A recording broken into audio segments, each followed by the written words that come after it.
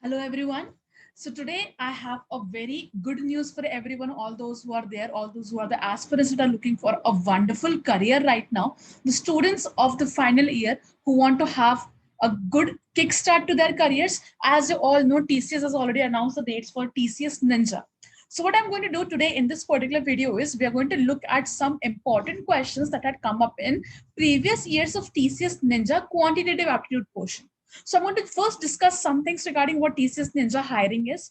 And this is specifically for the year of 2022. Now, guys, keep this in mind. All those students who are in right now final year of their engineering, or those who are in BCom, BCA, or even MTech, ME, BTech, all the students, all the backgrounds are going to be welcome in this particular exam, which is why it becomes all the more important for us to focus on some of the important things that we need to keep in mind. Like as we have discussed previously, if I talk about the online exam pattern, there are going to be 5 sections. So the written exam that is scheduled after 30th of August. So the dates is also declared. The written exam is after 30th of August. You're going to have 5 sections. First section is going to be a quants portion, followed by an English test, that is 24th question. Logical, you'll have 30 questions. Programming concepts, 10 questions. All these three portions that you have, 3 portions of quants, whereas this portion of programming concepts, all these are going to be MCQ based. But if you talk about coding ability, this is going to be 2 codes given to you. So you'll have to actually type out those codes and give your answers accordingly. All right. Now, quants, they're going to be 26 questions. My focus is going to be how to crack onto these 26 questions. When I talk about the topics, what could be the topics that could come up into the exam? All the regular quants topic that we have. That is the topics that were there for TCS NQT. The syllabus is actually the same. It's just that the questions have become a little more tricky, maybe compared to what they were actually asking. Just that is what the thing is. Topics like PNC, then profit and loss, time and work, time, speed, and distance. All these basic topics, some percentages questions, some ratio questions, all these type of questions are going to come up. All right. So let's begin with the questions. So I have some Ninja Quants questions for the batch of 2022. The best thing that we can do right now is start practicing and practicing with respect to the questions that had actually come up in previous year's papers. So let's do with the questions. The first question that I have here is George can do a piece of work in 8 hours. Okay, first line itself tells me this question is going to be from time and work. Paul can do the same work in 10 hours. So I'm going to write George can do a work in 8 hours. Paul can do the same work in 10 hours, whereas Hari can do the same work in 12 hours. Now they all start the work together. They're starting the work at 9 a.m. All right. The starting point given to me is 9 a.m. Perfect. Okay. Well, George stops the work at 11 a.m. Okay. We'll see what we have to do with this 11. The remaining two complete the work. What time will the work be completed? Simple question asking me when the work will be completed. Now, whenever we talk about time and work, I do not go by the lengthy method. I go by the shortcut called as the LCM method. So LCM, I'm going to find out the LCM of these hours in which the work is complete. LCM of 8, 10, and 12 comes out to be 120. That is actually these guys have to complete 120 units of work. Now I'll find out their efficiency. The efficiency of George comes out to be 120 by 8. That is 15 units. Since they're doing in hours, comes out to be 15 units per hour. Paul's efficiency comes out to be 120 by 10, that is 12 units per hour. And Hari's efficiency comes out to be 120 by 12, that is 10 units per hour. So I have their efficiencies. Now let's go for the remaining part of the question. They all start the same work at 9 a.m. while George leaves the work at 11 a.m. That means for the first 2 hours, all of them were working together. So I'll find out how much work had been done in those 2 hours. So the work that was done in those 2 hours becomes 15 plus 12 plus 10 into 2. 37 into 2 comes out to be 74 units. So 74 units out of the total 120 units that needs to be done is not being completed. Remaining work. My remaining work becomes 120 minus 74, that is 46 units. My remaining work comes out to be 46 units. All right. Now, remaining work is going to be done by, since George has stopped working, the only two people working are Paul and Hari. So when Paul and Hari work together, in 1 hour, Paul and Hari, they will be doing 12 plus 10, that is 22 units. So in 1 hour, they're doing 22 units. They have to complete 46 units. That means approximately the time that they're going to take, it will be somewhat greater than 2 hours only. Okay, so approximate I can take that they're going to take 2 hours to complete the task. How? 46 by 22. So 22 2 times is 44. So they'll be definitely taking 2 hours. Some more minutes maybe after that they'll take. But since I have the answer with respect to 2 hours, 2 hours after what time? 2 hours after 11 a.m., my work will be completed. So 2 hours after 11 a.m. becomes 1 p.m. Hence, my answer comes out to be option D, that is 1 p.m. So my work is going to be completed by 1 p.m. As simple as this, we can do the question. Let's go for the next one. All right.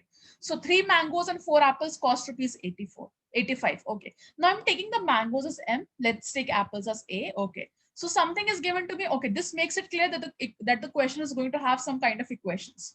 Okay. So I'm going to write it as 3M plus 4A is equals to 85.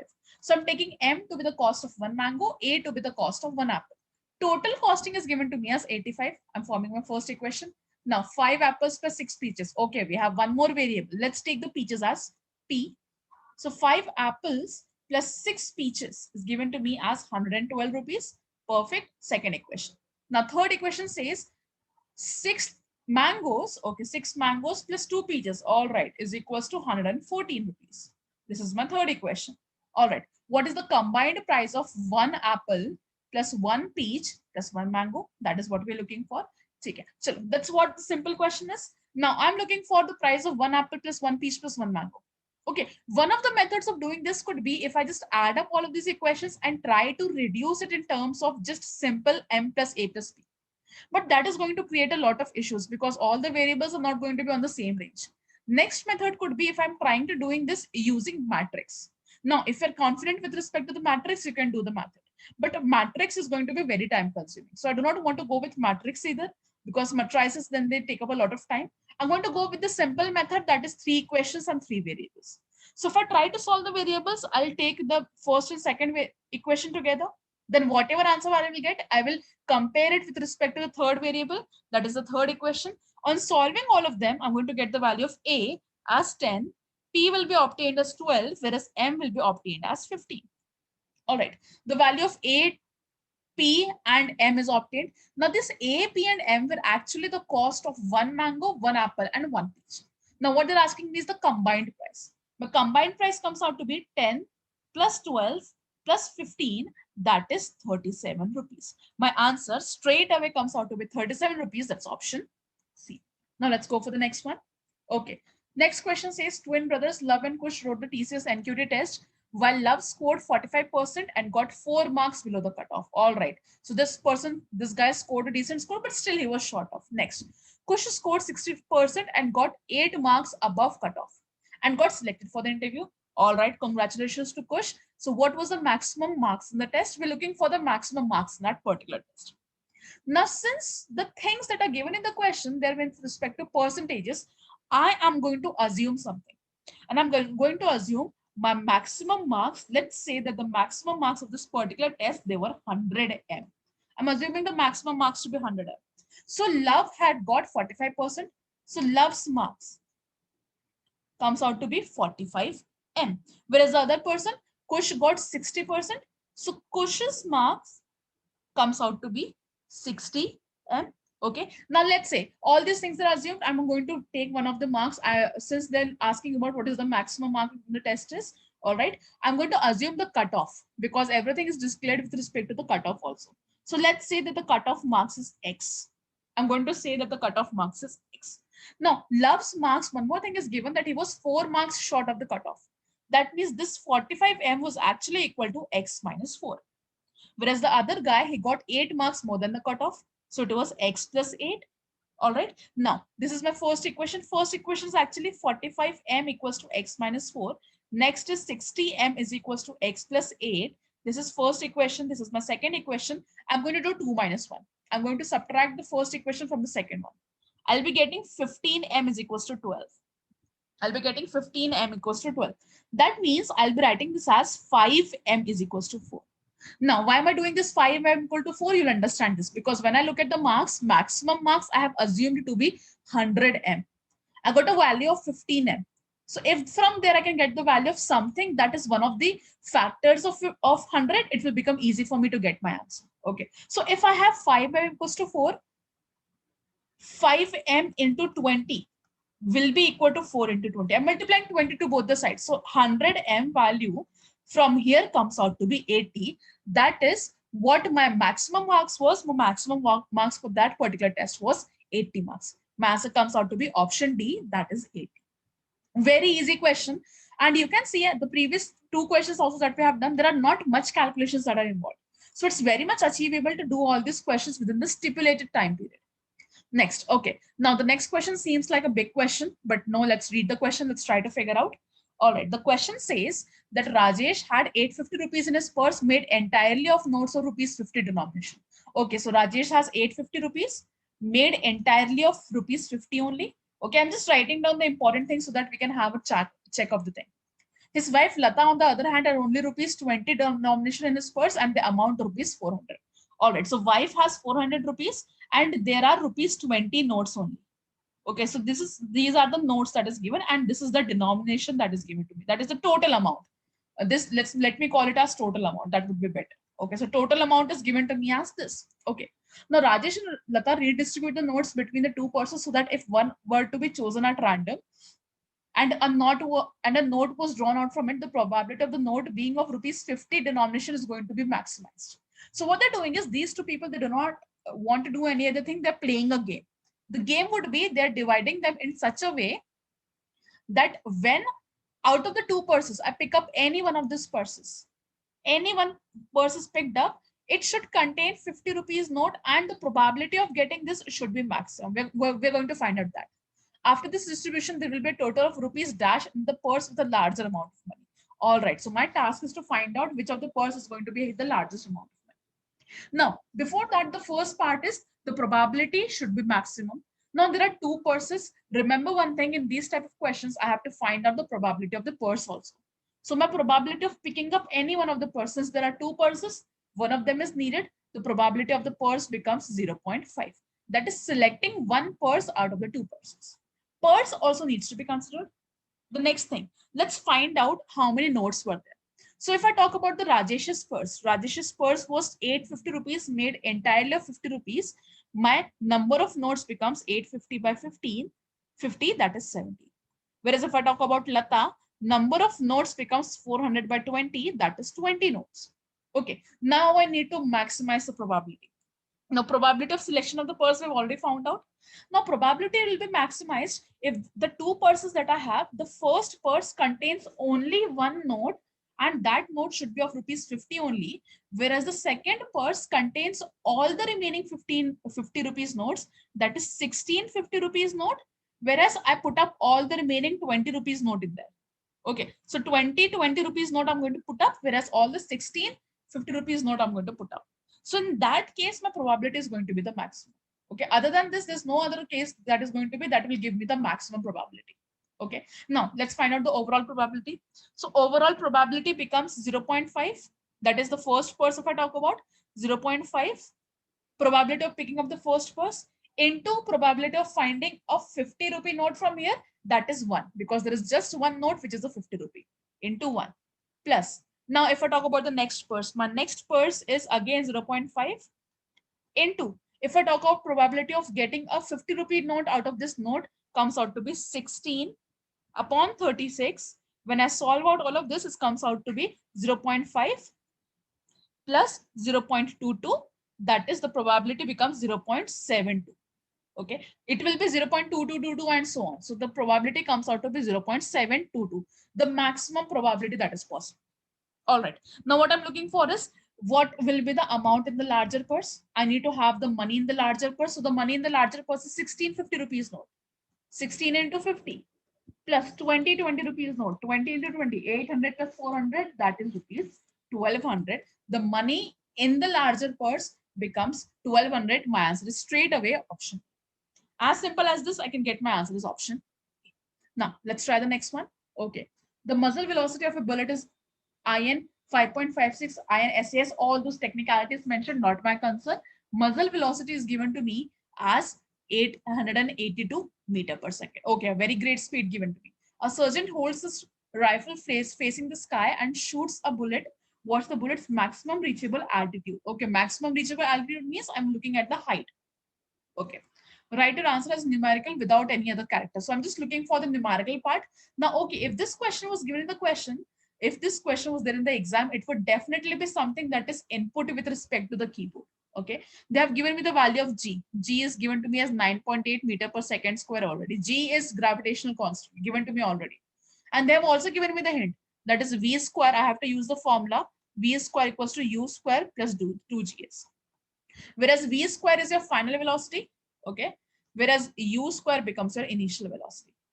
Now, if I look at this question, okay, if I look with respect to this question, this muzzle velocity that is usually given out to me, that is my final velocity.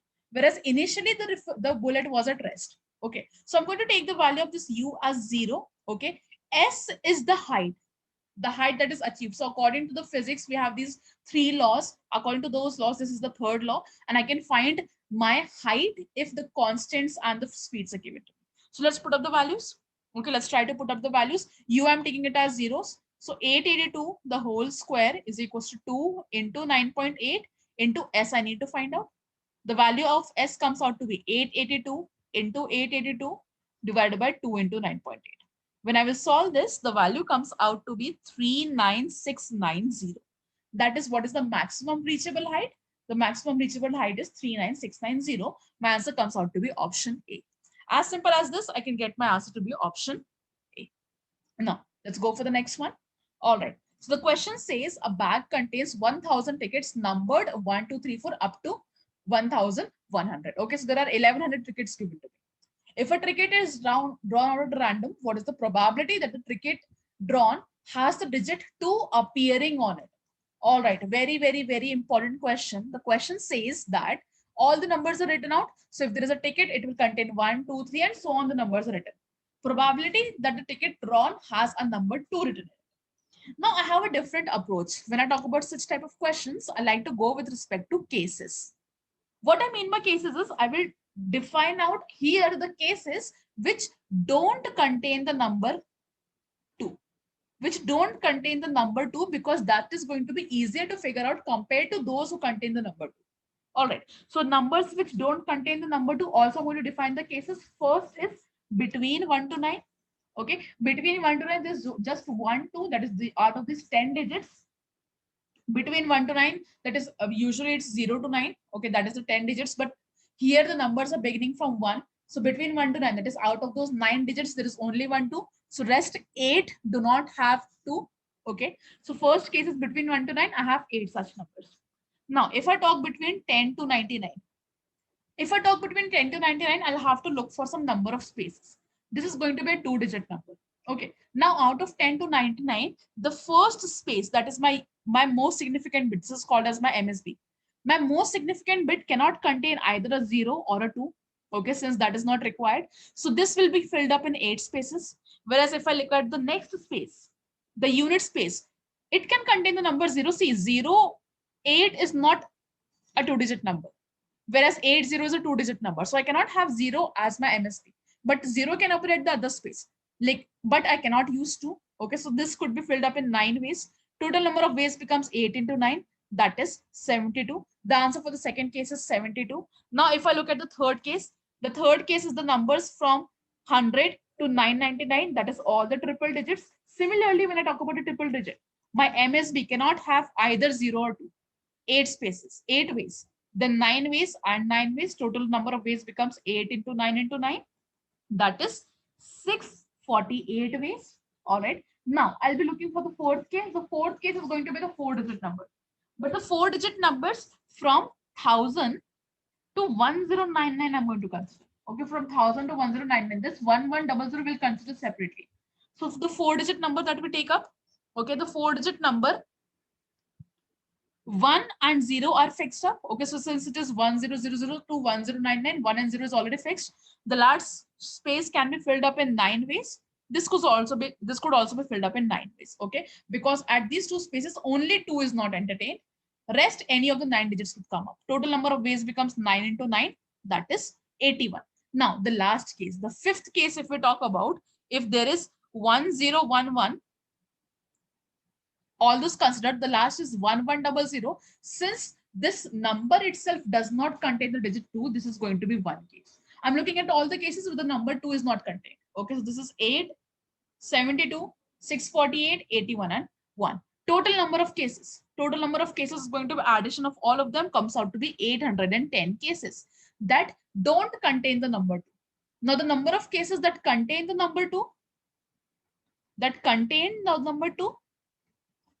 come out to be 1100 minus 810, that is 290. So in 290 numbers, 2 is contained. Now this is actually the simplest method, because if you want to go by the other way, it's going to be little typical when you consider all the 2 digits and 3 digits. So I would suggest going by this method is going to be easy. My probability becomes favorable outcome divided by total number of outcome. Favorable is 290. Total is 1100. Therefore, my probability becomes 290 divided by 1100. That's option A. As simple as this, I can have my answer. Thank you.